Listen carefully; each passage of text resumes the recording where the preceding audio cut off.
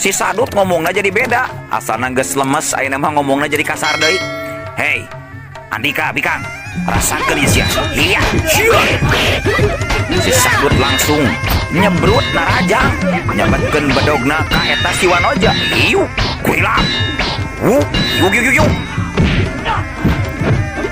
Gerakan si Sadut nalika nyabetkeun bedogna memang lumayan cepat.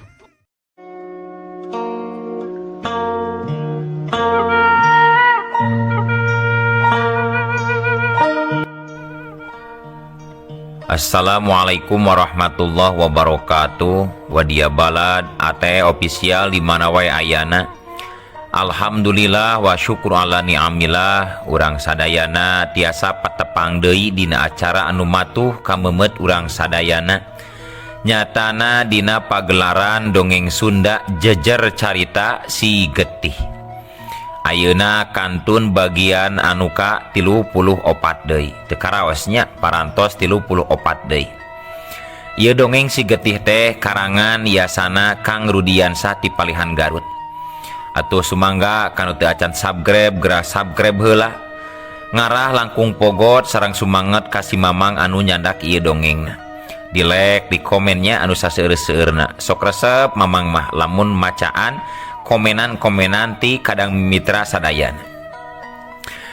Langkung saena upami di share-nya anu saseueur-seueurna ngarah langkung seueur deui anu ngiring manco ngabandungan ieu jujutan dongeng si Getih. Atuh kukitu kukieuna ngarah teu nyangkolong ting kana waktos sumangga urang lajengkeun deui ieu dongeng Sunda si Getih. Kumaha jucungna si Getih. Sor cikopi betot samakna jeung talian tali kolorna tumpak dungdung des.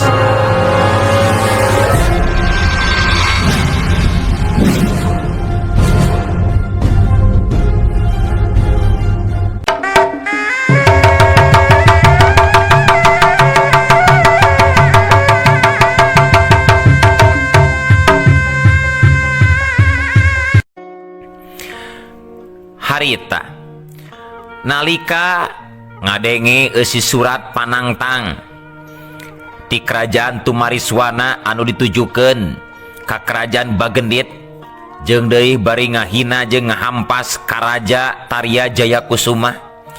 Kitu menggung tembong harita rengku hormat laju ngomong, abot mayunanana oge Raden. Teu nyangka minantu Raden Purnawijaya Yuda teh sarakah kabina-bina alabatan kolotna. Kula sebagai tumenggung jadi kahudang amarah kieu Raden. Ceuk kitu menggung bari ngembang wera beungeutna. Raden Tarya Jayakusuma ngareret ka kitu menggung menta sangkan tenang heula. Ulah waka kahudang teuing amarahna. Tenang kitu menggung. Ulah gurung gusu. Sing asak-asak ngezo bisi tutung tambagana. Sing asak-asak nempo bisi kaduhung jagana. Dina ngalakukeun tindakan urang ulah gagabah. Keun ayeuna mah tenangkeun heula. Ayeuna kula sakabeh geus boga cara pikeun ngungkulan jeung nyang hareupan ieu masalah. Ngeunaan panangtang ti si Suntara keun. Kula geus kapikiran, kula geus sayaga pikeun yang harepanana. Tur luyu jeung paniatan kula, anak kula nyatana Kartiwa ngahaja rek diangkat jadi panglima perang kerajaan Bagendit. Kitu oge lamun dayakeun. Kula butuh euy ku bantuanana. Pangarti katut pakarang andalanana eta nu utamana mah. Eta pakarang jeung pangarti anak kula kacida diperlukeun pisan ku diri kula. Lain ngaguleukeun ka anak kaula lain. Tapi ieu geus jadi pirasat anu kuat. Yen kerajaan Bagendit bakal terus nanjeur jaya ku ayana anak kula. Katut bedog si Getih anu sakti. Kitu tah. Numutkeun kana wangsit anu katarima ku kula nalika kula keur mujasmedi. Mudah-mudahan atuh Raden. Harapan Kipati memang kitu Raden. sapajodogan sareng ramalan Raden atau wangsit anu katampi ku Raden, Wireh putra salira baris jadi kasatria pinunjul anu ngangkat kajayaan kota Raja Bagendit kitu ta Raden. Ceuk Kipati satuluyna loba-loba deui obrolan anu sejena mangsa Raden Tarea Jaya Kusuma ngayakeun badami sawala anu saterusna disaluyuan ku kabehanana anu aya di eta patempatan, nyusun rarancang sarta nyusun kakuatan pikeun narima tantangan khusus ti pihak kerajaan Tumariswana sakalian bari nunggu waktu nepi kalilirna Kartiwa dina istirahatna. Ayeuna urang tinggalkeun heula kaayaan di kerajaan Bagendit anu keur tatang-tatang, anu keur badami nyawalakeun perihal tantangan ti kerajaan Tumariswana. Ayeuna urang kocapkeun di kerajaan Tumariswana harita teh Raden Suntara jeung Nyimas Utari katempo keur ngobrol jeung jalma-jalma kapercayaan jeung anu dipercaya ku dirina. Si Batok Wesi geus jadi bugang lantaran disiksa haben-habenan tanpa eureun unggal poe, lantaran dipaksa hianat titah biluk kadirina bat oleh embungeun mungpang jeung nolak nya kapaksa si Batok Wesi dipalastrakeun nyawana. Kumaha Ki Guru, si Batok Wesi banguna dipiceun ka mana tah kira-kirana euy? Ceuk Raden Suntara tumanya kanu jadi guruna nyaeta ka Ki Buyut Sayuta. Ki Buyut Sayuta gancang nembalan tangtu dipiceuna ka lamping anu loba batu mencos Sentara. Tembong harita mah awakna anu geus leuseuh teh mungguh teu walakaya sakarat jigana mah. Sirah anu asalna kuat jeung teas. Ayeuna mah teu sapira geuning bencar tah ninggang batu gede mah. Kitu tah Suntara usulan ti kaula mah. Hade Ki Guru, hade. Kudu kitu pikeun hukuman jalma-jalma anu teu nurut jeung anu teu siap patuh ka urang kudu dibinasa pokona mah dikececet mursia mursitu cukup umur siang urusak itu kitukeun we Ki Guru. Ngarah teu ngesalkeun ka urangna bener teu Nyimas? Hehe, leres pisan Kang. Urang memang kedah tegas tur keras dina nangtukeun sikep. Teu meunang mere ampun ka sasaha. Pokona kabeh jalma kudu tunduk patuh kana parentah raja di kerajaan Tumariswana. Oh nya Kang, kumaha cenah telik sandi teh geus mulang deui atawa acan anu ngirimkeun surat panangtang ke kerajaan Bagendit teh Kang. Jeung ayeuna mah saimbara pikeun yang kalak atawa ngabinasakeun jalma anu ngaran Kartiwa teh labang we taya jujutanana Kang kabeh gugur. Taya jago anu sanggup melaksanakeun pamenta bapa kula. Tapi ketang teu nanaon eta kabeh teu kudu jadi masalah. Ayeuna mah urang puseurkeun perhatian kana hiji masalah jeung tujuan anu pasti Kang. Pikeun ngarebut kakawasaan kerajaan Bagendit. Cuang hijikeun ieu wewengkon jeung wewengkon eta kota Raja Bagendit. Cuang gedean deui wewengkon kota raja teh kabeh lembur-lembur kudu jadi aya dina kakawasaan kerajaan urang sarerea Kang. Panjang lebar kitu Nyimas nyaritana. Hade lamun kitu mah Nyimas. Akang setuju pisan. Satuju kana gagasan ti Nyimas sarta cenah telik sandi teh geus baralik deui ngomong nama Nyimas. Hasil ngirimkeun surat panangtang ka pihak Raja Bagendit tetela dipanahkeun cenah ka kaputren Raja Bagendit cenah ngarah ngalece jeung ngahina kitu tah Nyimas.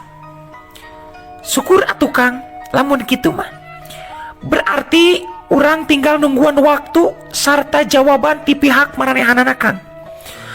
Tur sakaligus cuang nyusun narancang jeung kekuatan pikeun bisa ngancurkeun prajurit-prajurit musuh jeung kekuatan musuh. Nalika engke derna rebutan pati di medan perang, urang ngerasa yaga jeung leuwih kuat. Kumaha kabeh prajurit siap atawa henteu? Ki Banaspati katut Ki Buyut Sayuta geus siap can pikeun jadi pamimpin perang engke pas dina waktuna. Ki Banaspati engke Andika salaku patih di ieu kerajaan, Ki Buyut Sayuta salaku panglima perang di ieu kerajaan.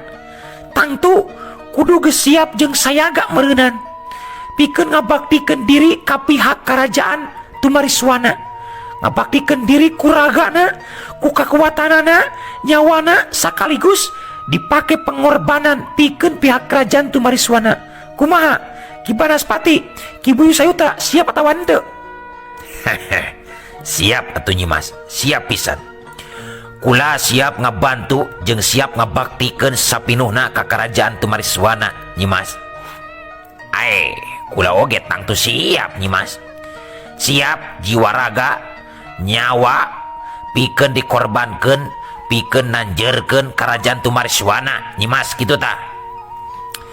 Prajurit teu tinggaleun harita teh saur manuk recet. Kuring selaku prajurit siap pikeun berjuang ngarebut tahta kerajaan. Siap pokokna mah siap. Hade ari kabeh geus pada siap mah hade ngan edas.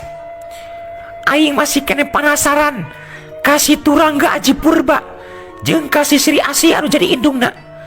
Kunaon nepi ka kieu ribet tayang nguntruk-nguntruk datang ka ieu kerajaan? Teuing apaleun teuing henteu yen kerajaan Tumariswana geus pindah kana leungeun urang jeung salaki kuring. Jeung deui harita kunaon nya? Eta si Purnawijaya Yuda disalametkeun aku saha? Sawaktu rek binasa di medan perang teh bersalamat anu mawa bangun kedua jalma harita teh katempona. Raden Suntara harita kerung tarangna jika nu keur nginget-nginget deui kana kajadian anu geus ngaliwat nalika keur derna tarung perang campu antara berontakna manehna ngalawan Raden Purnawijaya Yuda. Manehanana jadi ingat deui ngeunaan Raden Purnawijaya Yuda anu nasibna duka teuing kumaha ayeuna. Lebah dieu herana teh akang oge Nyimas. Kunaon eta bapa salira duka teuing kusaha atuh dibawana? Tur dibawana ka mana duka akang ge lebeng. Lebeng teu kapanggih lalatan-lalatana acan. Mun hirup keneh rek dibinasa we sakalian mun kapanggih teh. Mun geus tinggal bugang nya atuh moal kudu capek deui ngalakukeun tindakan teh Nyimas. Harita Ki Banaspati katembong ngilu mairan. Ari ceuk kula mah eta Raden Purnawijaya Yuda teh geus ajal den. Moal kuateun nahan racun anu nyaliara kana sakujur badana. Najan aya nu nyobaan nyalametkeun oge, lah bieung teuing bisa kaubaran teuing bisa moal sabab eta racun hese diubaranana kitu tah Raden. Ceuk Ki Banaspati. Lamun kitu bisa jadi oge sabab tipung racun balung mayit teh ampuh pisan hasiatna euy. Bisa ngabinasakeun jalma ku waktu 3 poe 3 peuting. Satu tas kakeunaan ku eta racun moal nganggap mulia kabeh oge bakal palastra modar harita keneh. Tapi geus lah. Ayeuna mah tong waka mikiran anu lain-lain. Mending cuang pesta heula we ayeuna mah. Anu sejena pek nginum saloba-lobana. Bari ngeukepan anu bararahenol. Kuring jeung pamajikan kuring rek sosonoan di kamar khusus nya. Hayu Nyimas, hayu urang sosonoan heula.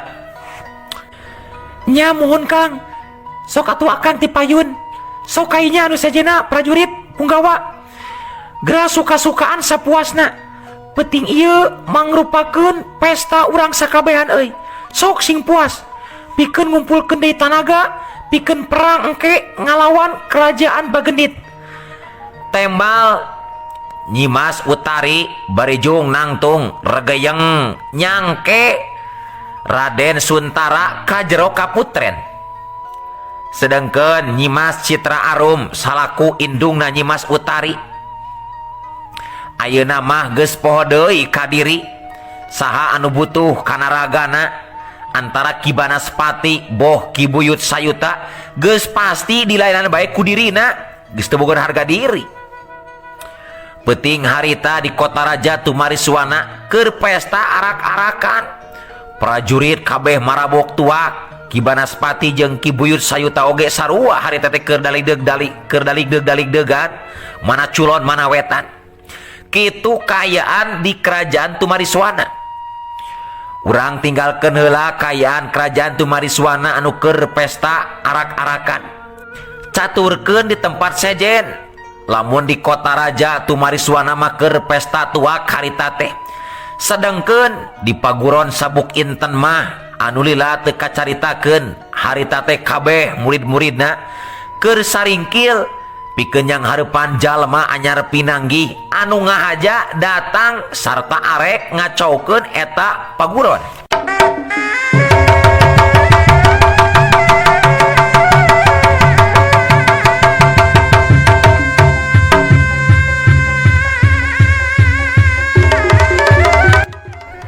Saha Andika teh batur puring aya nu maot ku Andika delek ka anjeun kalakuan teh kawas lain sarua manusia wae deuleu.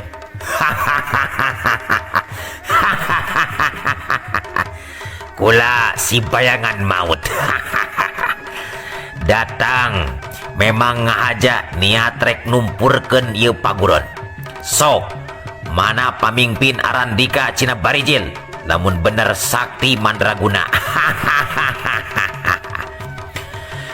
Sing horeng eta teh si bayangan maut anu alias si caping sakti manehanana ngahaja ngadatangan paguron Sabuk Inten pikeun nguji pangartina satu tas paguron-paguron sejena akur ku tindakanana anu kejam tur telenges diawut-awut jeung diacak-acak. Tujuan si bayangan maut memang hayang jadi jawara utama di dunia kajawaraan. Matak teu heran gara-gara si bayangan maut makalangan di dunia kajawaraan kiwari loba paguron anu runtuh loba jawara-jawara anu jago anu baroga ngaran taraluk tunduk ka dirina kadang lamun teu tunduk dipateni jeung dipalastrakeun satuluyna. Kabeneran pimpinan kuring keur eueuh di tempat jadi anjeun goat geura tinggalkeun ieu patempatan ulah rek nyieun onar ulah nyieun pucuk tigirang deuleu. Lamun anjeun hayang tetep salamet sok geura miang tinggalkeun ieu patempatan. Ceuk salah saurang murid paguron Sabuk Inten nyarita pinuh ku kawani.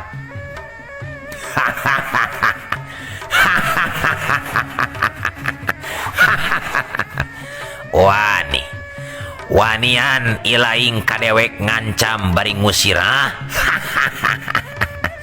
Can apal ilaing kadewek? Can apal? Lamun kiwari geus loba paguron-paguron anu runtuh acak-acakan awut-awutan ku diri dewek. Can apal Andika? Loba jawara anu geus moyan kasaktianana binasa ku leungeun dewek. Ayeuna silaing cucunguk wani kadewek ngusir ngobrol teu balik malodar siasakeun diri ku dewek dasar kunyuk. Kurang ajar abong bibir teh diwengkul eta teu tulangan jaga ta omongan teh ulah rasa boga ngaran julukan anu bisa nyentarkeun hate lawan kula mah teu ngaruh ku ngaran anjeun anu sakitu seremna jeung pangakuan ti anjeun bieu kula teu sieun sakali deui kuring sakabeh tanggung jawab pikeun ngajaga ieu paguron sabab pamimpin sakaligus guru paguron keur eueuh di patempatan ulah coba-coba rek nyieun kaributan di ieu patempatan sabab jumlah murid paguron cukup loba tinimbang anjeun ku sorangan. Nah ngarti Andika.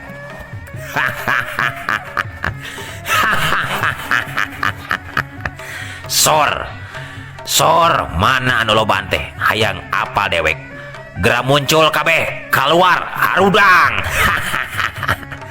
Cuang pites-piteskeun ku dewek eta tihang kopea teh tuman deuleu ngomong teu balareg sia. Si bayangan maut sombong nakeranan sikapna mulak cangkeng bangun anu ngahampas ka murid paguron sabuk inten.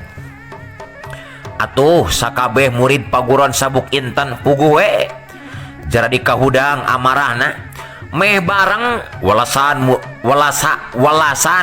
murid meresat sabuk intena anu melit dina cangkeng masing-masing. Sabuk inten teh mangrupa beber jeung waktuna dipake beber mah kayaana teh leuleus tapi mangsa dipesat kayaana jadi ngaheurasan bari seukeut teu jauh beda sapertikeun pedang. Urang teu bisa cicing ki adi euy cuang hurup ieu jalma kulobaan euy. Urang bere tindakan urang warah sarta tunjukkeun kahebatan urang salaku murid paguron sabuk inten ki adi. Hayu bener Kang euy, hayu Kang cuang tembongkeun rasa tanggung jawab urang ka ieu paguron. Pamimpin urang keur areuweuh sugan buru-buru mulang atuh Kang. Hayu Kang.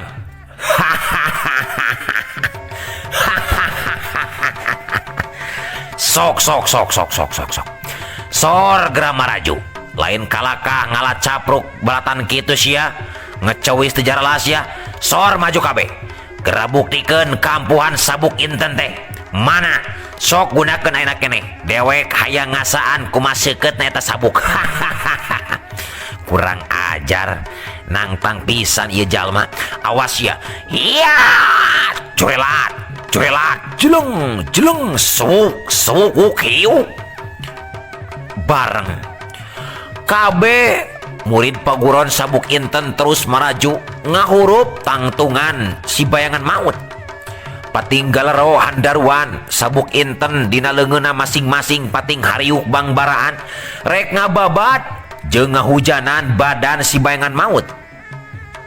Tapi si bayangan maut lain sombong wungkul tapi jeung kanyataanana 15 urang anu ngahurupna nungtutan pating jarengkang ka tukang bari pating galero nahan kanyeri hiuk cekuk riak celeng hiuk cekuk riak celeng hiuk cekuk riak celeng. Aduh opatan harita teh tembong rarubuh meh bareng sabuk intena lesot tina ceplenganna ngaceleng ngan saukur ku sageprakan. Malah anu saurang baturna anu sejen mah teu kungsi nyora deui barang rubuh teh langsung kusek ajal binasa lantaran sirahna malieus ka tukang dipalieuskeun beungna ku si bayangan maut.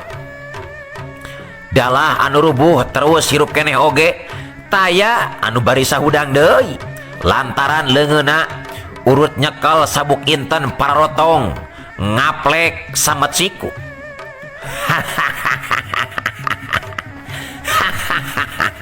Sok sadai anu rek maju beheung si laing kabeh sakedeung deui bakal maralies potong paragat nyawa ku leungeun dewek.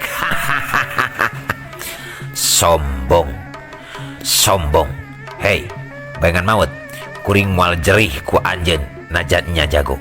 Hayu euy batur-batur cuang tarajang deui. Hayu iya cuelat jeleng pikeun anu kasakitu kalina harita meh bareng murid paguron sabuk inten maraju deui narajang diantarana anu masih keneh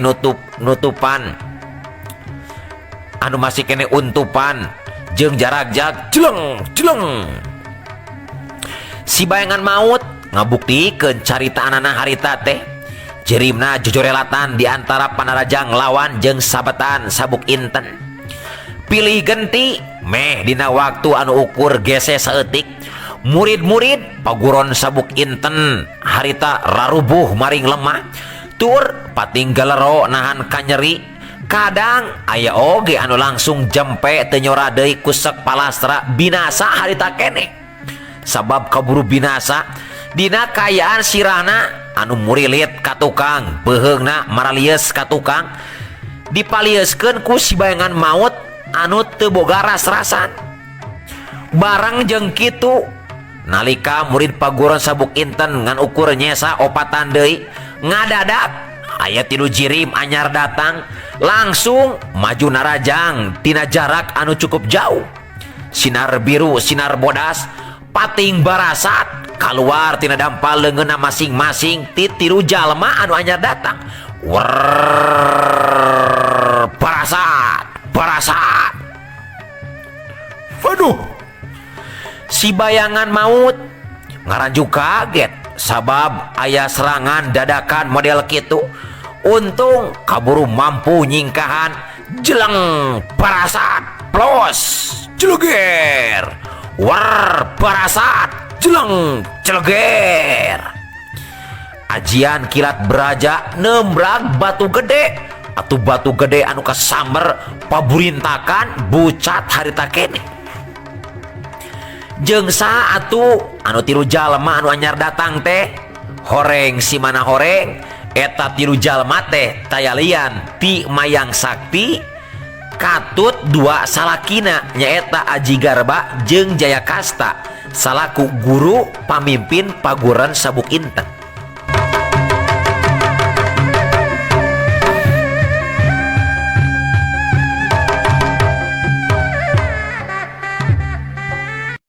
Aduh para mitra sadayana hapuntennya dina wengian ayeuna mamang teh kirang kirang fokus margi mamangna biasa tos konser ye sora sesa jeung deui ieu ngadongeng teh asa teu fokus ieu mah ala kadarna we nya nyumponan kana hutang per harina sa episodenya nada di hapunten sadayana dicukupkeun dugi ka dieu wae mudah-mudahan dinten enjing pageto urang lajengkeun deui wassalam.